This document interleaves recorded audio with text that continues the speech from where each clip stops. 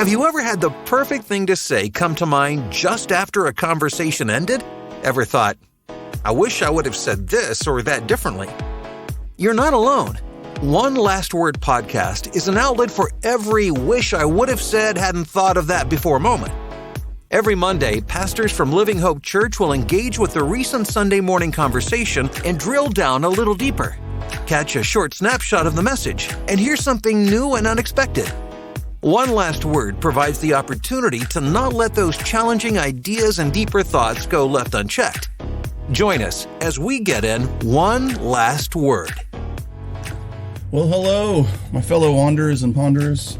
I'm glad to be here with you again. After a few weeks off here of One Last Word, we had some other preachers, Pastor Carey and Pastor Charlene, who both work full-time jobs, so it's a little harder for them to get in here to record the podcast on the following week for One Last Word. So glad to reconnect with you here and to kind of get back in our rhythm of weekly conversations about the conversations we had this past Sunday. If you're new to us, thanks so much for joining here on One Last Word. It's a podcast designed really to give pastors of Living Hope one more chance to talk about something maybe they didn't have time for or didn't get in the sermon from the week prior. And we've been just journeying together through this series about community. What does community look like? And talking about all kinds of things about how in order to be loved, we have to love, we have to be in proximity with one another, and talked about the boundaries and barriers within our society and culture that keep us from experiencing deep community with one another. And this past Sunday, we talked about accountability in relationship and how the world all around us tells us to do you. I had some fantastic Freedom Crocs on Sunday. If you missed it, you can go back and check us out on Facebook.com/eLivingHope. You can watch it there. We talked about how God invites us to be shaped and formed in His image, and that in order for that to happen, we need relationship with others to give us tension and friction within a relationship. We talked through the passage in Proverbs 27:17 that as iron sharpens iron, so one man sharpens another. And we need this counter movement within community, which is in an environment where we're safe, where we're committed to one another, and we're also centered around this defining presence of Jesus in our lives to show us what it means to be our best selves. I thought that was an intriguing idea that we kind of started talking about, is who gets to define who our best or who the best me is, or who gets to define who the best you is.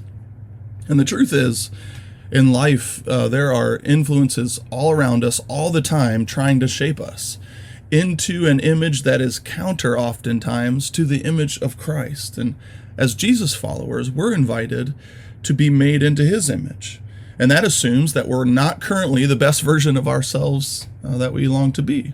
Like who I am right now is not the best me. I still have work yet to do to become the best version of myself. And I feel like that's really good news, that the story's not over. It's not written for you, no matter what's happened in your life, no matter what's gone on, no matter the decisions you've made or the poor choices or good choices you've made. The story isn't over for your life, that God is still working and moving in you and still has something to do in your life. And I don't know where that finds you today, but I hope that encourages you, that your story isn't yet over. So I've been thinking more about this formation process and accountability, and I didn't get a chance to talk about it on Sunday, but I think one of the major barriers in my own life, and I wonder if this is true for you, one of the major barriers for me to find accountability or to engage in accountability is this thinking that I have within myself that I am good. Like I don't need someone in my life to call me out on anything because there's nothing to call me out on, you know, I can't see sometimes the reality that I have work yet to do in my life. And I think maybe that's true for a lot of us. Maybe that's true for you today, that we just sometimes are going through life, going through all the things that we normally do, the busyness of our days, and we fail to see or realize that we got work to do and that we need others in our lives to help us find transformation. Brings a memory to mind. Actually, I was last year, we have a swimming pool in our backyard. that we put up. It's one of those Intex pools, and you take it up and take it down each year. And I've put this pool together like lots and lots of times, and for some reason I always have a struggle with the dumb thing.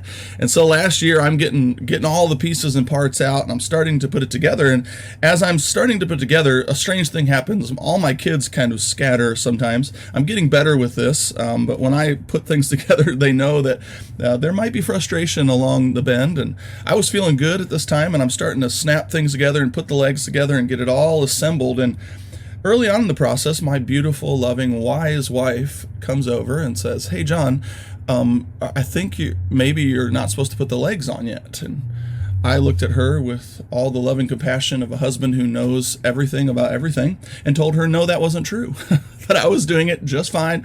And I knew how it worked. I knew the best version of this pool, and I knew how it was going to go together. And she lovingly did not push me any further and let me go. I get the thing all assembled, right? All the legs in, and there's like a top rim that goes around, and all these pieces that get together. And I get to the last one where I have to connect the final piece together on the top, and I couldn't get it to fit. There was too much. It was too close. Too much pressure. There was like no way I could get this thing together, and it was so frustrating because it was at the end of the journey. Like either this went in or we didn't have a pool, and I was just furious with the designers of the pool because obviously it was their problem, not mine. I was furious that I went all this way and did all this work, and I was starting to contact with the reality that I didn't do something right. And then I had this little inkling in the back of my head that maybe my wife was right, but I'm not going to go there yet because it's too painful. And finally, the realizations sunk in. But the point I want to make here is as I'm putting that pool together, I was firmly established in the belief that I knew the best for that pool and that situation. And I couldn't see that something was wrong. Like I couldn't see it. I was blind to it. And I wonder how often in life we walk around blind to the fact that we have transformational work yet to do in our lives. And for whatever reason, we just miss it. Whether we're busy, whether we can't deal with facing it and the struggle that comes through transformation, whether we don't trust other people to help us see it, whether we're just arrogant and prideful that we just don't need any transformation, that who I am is just who I am and that's just good enough. Well, what if it's not good enough? And on that day with the pool, it wasn't good enough. We weren't swimming in that pool. And what ended up needing to happen was Heather coming out lovingly again, saying, "John, I think in order to put the pool together, you can't have the legs on the pool." She was right. Took all the legs off, lifted the top rim way up high, and bent the top rim at an angle where they connected together, and then pulled them down, and they firmly clicked together. And then I put all the leg pieces. I mean, it was like a 10-minute process once I got all the stupid legs off and did the work of undoing all the things that I thought were right that weren't right.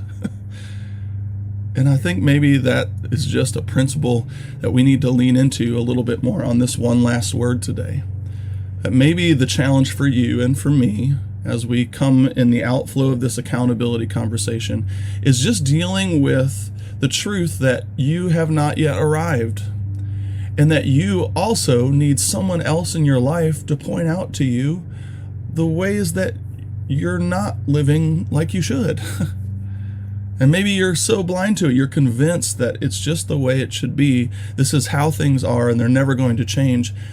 And that's the reason God gave us community, to come alongside and reveal to us through things like James 5:16, confess your sin one to another and you will be healed.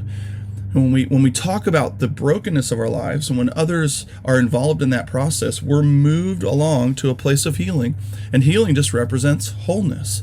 Check it out. The Apostle Paul in Acts chapter 9 is this story. Go back and read it. I'm not going to read the passage to you, but go back and read it today. Acts chapter 9. Saul was convinced he was living his best life. And yet he was blind to the reality that he had not yet arrived.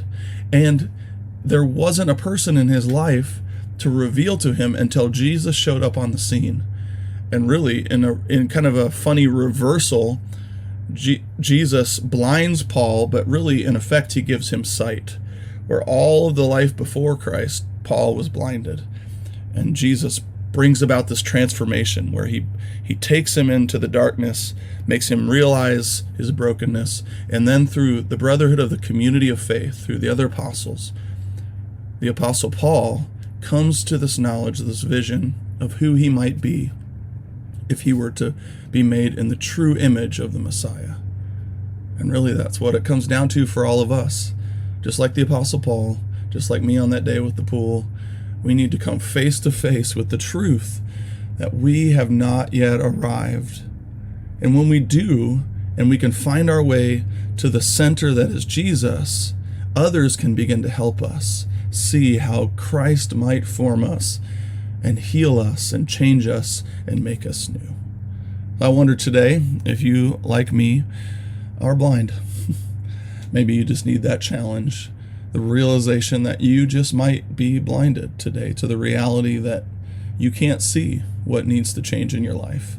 And that's why you need Christ-centered community. Go find it. We have all kinds of opportunities. We talked about them on Sunday. Find your way to Pastor Melissa. You can do it on elivinghope.com. Find her picture, email her. Through the Church Center app, you can find your way to the quads.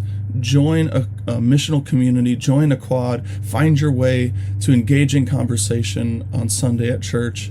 There's just all kinds of ways to begin, but you have to take the first step to find your way to accountability within community. That's my one last word today. Hope it finds you in a place that encourages you. Know that we will be praying for your journey, that it is our passion as a church, as a community of faith, to journey together, to extend and experience authentic faith community. And that's all about talking about how we might become more like Jesus. God bless you, my friends. Until next time, I'm Pastor John with one last word. Have a great day. Grace and peace. Thanks for listening to One Last Word. Make sure you subscribe and share today. Find more resources at elivinghope.com.